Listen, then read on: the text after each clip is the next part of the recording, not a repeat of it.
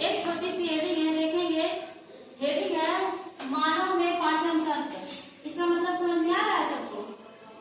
मानव का मतलब हो गया मनुष्य। जैसे हम लोग क्या है, मनुष्य है कि जानवर है? मनुष्य।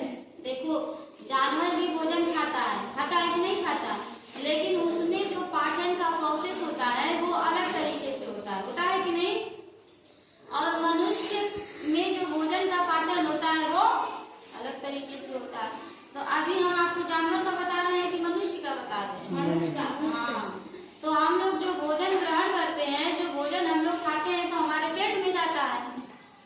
पेट में जाता है तो उसका क्या होता है? कुछ तो होता होगा। वही चीज आज हम आपको बताएंगे कि मानव में पाचन, यानी कि मनुष्य जब भोजन ग्रहण करता है तो उसका पाचन कैसे होता है। अगर आप सुबह खाना खा के आए हैं, ठीक है, अगर वह नहीं पचेगा तो फिर आपको इच्छा करेगा शाम को खाने का, चाहे दोपहर में? नहीं। जब वो पचेगा तभी आप खाएंगे, नहीं तो पता चलेगा कि कल जैसे क्लास में आप लोग क्या कर रहे थे, प्रदूषण फैला रहे थे, तो भोजन नहीं पचेगा तो वैसे ही आप लोग क्या करेंगे? प्रदूषण फैलाएंगे। ये सब काम नहीं करेंगे, ठीक है? ध्यान दीजिएगा। देखिए, जब मानव में पाचन, एक उदाहरण ले लीजिए। जैसे यहाँ से हमको कहाँ जाना है? खजौली जाना है कि नहीं जाना है? तो क्या हम डायरेक्ट उड़ के वहाँ चले जाएंगे? नहीं, हमको किसी न किसी माध्यम से वहाँ जाना पड़ेगा और रास्ते में बहुत चीजें पड़ेंगी जिसको हम क्रॉस करते हुए हम कहाँ पहुँचेंगे? खजौली। वैसे ही जब मनुष्य भोजन ग्रहण करता है तो बहुत कई रास्तों से होते हुए वह कहाँ पहुँचता है? हमारे पेट में पहुँचता है। तो सबसे पहले जब हम भोजन मुंह में लेते हैं तो किसके द्वारा ग्रहण करते हैं? मुख के द्वारा। ये हमारा मुख है कि नहीं है? सबके पास है? कोई है ऐसा कि जिसके पास मुख नहीं है? मुख का मतलब समझ रहे हैं? मुंह जौने से खाना खाया जाता। समझ में आया? तो जब हम लोग भोजन ग्रहण करते हैं तो कान में डालते हैं कि मुंह में डालते हैं? मुंह में डालते हैं, इतना तो पता है। तो मनुष्य का जो पहला ये प्रोसेस हो गया कि जब हम भोजन ग्रहण करेंगे तो सबसे पहले कहाँ डालेंगे? मुंह में। तो उसको हम बोलते हैं मुंह कुइका। क्या बोलते हैं? मुंह कुइका। और जब मुंह में भोजन जाएगा तो उसको हम लोग को क्या करेंगे? चबाएंगे, है? आज चबाने के बाद जब हम उसको निगलेंगे, आपकी भाषा में क्या बोलते हैं? घोटना। भोजन घोटते हो ना, तो उसको निगलना बोलते हैं। जब भोजन को हम निगलेंगे तो क्या डायरेक्ट वो हमारे पेट में चला जाएगा? यहाँ से और यहाँ तक आने के लिए कोई रास्ता होगा ना, उसका नाम भी होगा, जिसके माध्यम से भोजन हमारे पेट में आएगा। तो दूसरा क्या हो जाएगा? ग्रास नली या ग्रसिका।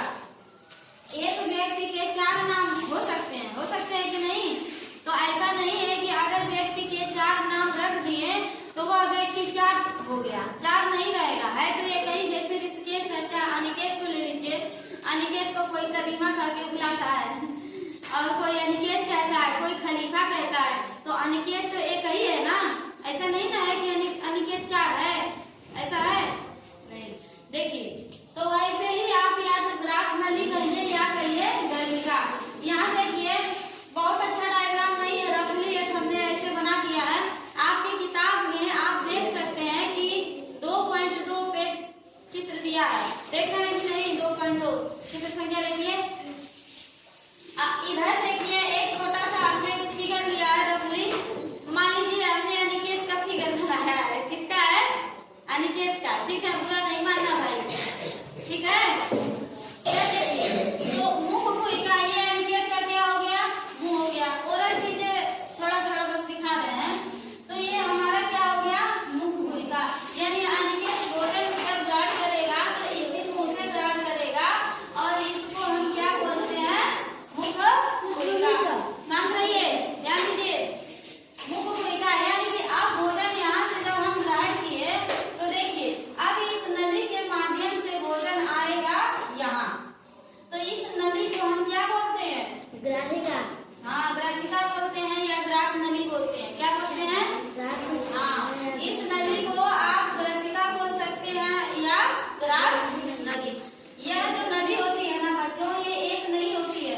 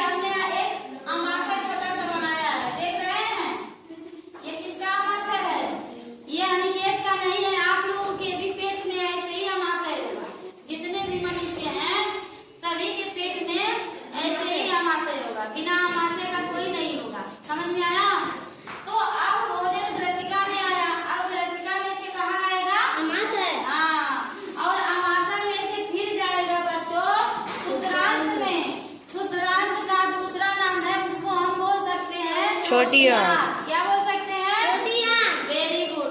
अब अमाशय में अब इसके नीचे अग्नाशय होता है, कुछ इस टाइप का स्ट्रक्चर होता है। हमने ऐसे ही जो है कि रंगोली आपको बना के दिखाया है।